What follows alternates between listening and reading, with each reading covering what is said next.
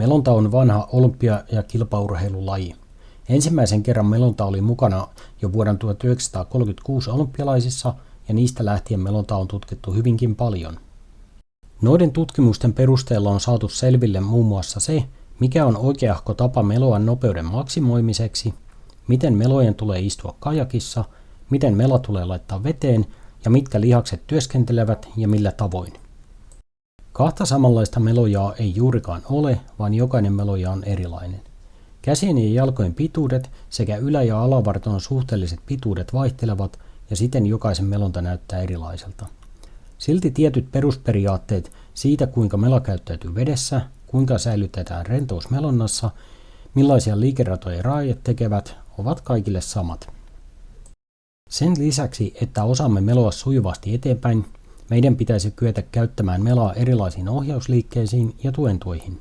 Rento meloja ehtii tekemään tuentoja ja ohjausliikkeitä, kun taas jännittynyt, niska- ja hartia jumissa ja mahdollisesti takanojassa istuva meloja ei ole valmis tekemään teräviä liikkeitä tilanteen niin vaatiessa. Kun otamme melan käsiin, on ensimmäiseksi hyvä tarkistaa otteen leveys.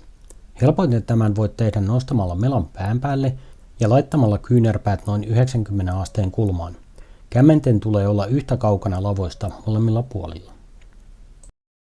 Meloja istuu pienessä etukumarassa, ei häntäluun päällä, vaan pakaroiden etupuolella istuluiden päällä. Tämä mahdollistaa keskivartalon pitämisenä tiukkana ja sitä kautta tasapainon pitämisen. Meloja käyttää lantiota ja keskivartaloa tasapainon pitämiseen. Meloja ponnistaa jalkatuista päkiöillään, kantapäät ovat kajakin pohjalla. Ojennusvaiheessa käsi viedään suoraksi eteen ja vartalo kiertyy käsivarren mukana. Ensin venymistä tapahtuu yläselästä, mutta myös keskivartalosta. Seuraavaksi painetaan mela suoralla kädellä veteen mahdollisimman kaukana istuinaukosta.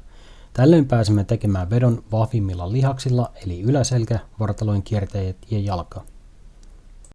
Usein puhutaan, että kyllä melojalla on vahvat kädet ja iso hauvis, mutta tosiasiassa hyvässä melontatekniikassa hauviksen rooli on marginaalinen. Työ tehdään liikeketjulla, jossa ääripäät ovat iso varvas ja etusormi. Mela nostetaan ylös kutakuinkin silloin, kun vetävän käden ranne tulee vatsan etupinnan tasolle. Kaikki melonta, mitä tapahtuu vartalon sivulla tai takana, aiheuttaa vaikeita nivelkulmia olkanivelen osalta ja haittaa normaalia rytmiä, emmekä enää käytä lapaa tehokkaimmalla alueella, eli katsealueella. Kajakissa istuttaessa jalkojen asentoon vaikuttaa käytössä oleva kajakki ja sen muotoilu, mahdolliset reisituet ja istuinaukon koko. Kun kajakissa on iso istuinaukko ja vähäiset reisituet tai jalat mahtuvat olevaan korkean kannen alla, niin tällöin voidaan saavuttaa kuvan kaltainen istuma-asento, polvet kulmassa, päkiät jalkatuilla ja kantapäät kajakin pohjalla. Vartalo on tällöin noin 5-10 asteen etunojassa. Kun oikea puoli vetää, niin oikea jalka ponnistaa päkiä tukea vasten. Silloin saamme vartalon kiertoon tukipisteen ja se mahdollistaa voimakkaamman ja paremman vartalon kierron. Keskimmäinen kuva kuvastaa ojentuvan käden korkeutta, eli ojentuessaan käsi on noin nenän korkeudella. Melojat voi jakaa jalkojen asennon mukaan 2 koulukuntaan. Kanoottiklubissa opetamme kapeaa istuma-asentoa, jossa polvet ovat lähellä toisiaan ja jalkoja käytetään tehokkaasti eteenpäin melomiseen tekemällä polkevaa liikettä. Kajakkiin ei tukeuduta tiukasti, vaan pyrimme pysymään irti kajakista. Tällöin kajakki ja meloja elävät omaa elämäänsä. Toisessa mallissa meloja tukeutuu tiukasti kajakkiin ja jalat ovat timantti- tai salmiakki-asennossa, polvet kaukana toisistaan. Polvikulma on paljon pienempi kuin vasemmanpuoleisimmassa kuvassa ja kaikki melojen tekemät liikkeet vaikuttavat kajakkiin ja vastaavasti kun kajakki keinahtaa, niin meloja joutuu kompensoimaan kyseisen liikkeen.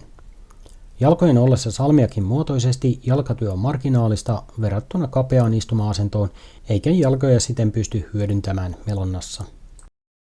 Oikeanpuoleisimmassa kuvassa on punaisella merkitty ranteen liikerata, violetilla kyynärpään ja vihreällä olkapään liikerata. Liikeradat ovat suhteellisen symmetrisiä, ranne tekee suurinta liikettä ja kyynärpää tekee laajaa litistettyä liikettä. Hyvässä tekniikassa liikeradat ovat pyöreähköjä. Jos liikeradassa on kuoppia tai nyppylöitä, niin silloin melontatekniikassa on jotain vialla, koska liike ei ole yhtäjaksoista ja pyörittävää. Kuvissa on esitetty melonnan eri vaiheet: ojennus, veto alkaa, vedon pystyvaihe ja vedon päätösvaihe. Pystyvaiheessa meillä on suurin lapapinta-ala vedessä, vedon alussa taas meillä on eniten lihasvoimaa käytettävissä. Siitä johtuen alkuun pitää ladata voimaa ja tavoitella hyvää vedon aloitusta. Tässä näemme, kuinka melo uppoaa veteen ja lapapinta-ala kasvaa pystyvaiheeseen asti. Kun lähestymme vedon lopetusta, alkaa lapa kulkea kärki edellä taaksepäin, jolloin voiman tuottokyky heikkenee pinta-alan vähetessä ja koska ihmisen on vaikea työskennellä tehokkaasti vartalonsa takapuolella. Katsotaan vielä hidastettuna, kuinka meloa eteenpäin. Vedon alussa vartalo kiertyy vetävällä puolella ja käsivarsi suoristuu eteen. Lapa pyritään viemään veteen mahdollisimman kaukana edessä kajakin vierellä ja vetävän puolen jalalla painetaan jalkatukea vasten. Ylävartalo kiertyy takaisinpäin ja käsi vetää vatsan tasalle asti. Tämän jälkeen lapaa aletaan nostamaan vedestä samaan aikaan kun ylävartalo alkaa kiertyä toiselle puolelle ja toisen puolen käsi työntyy eteen valmistautuen uuteen vetoon.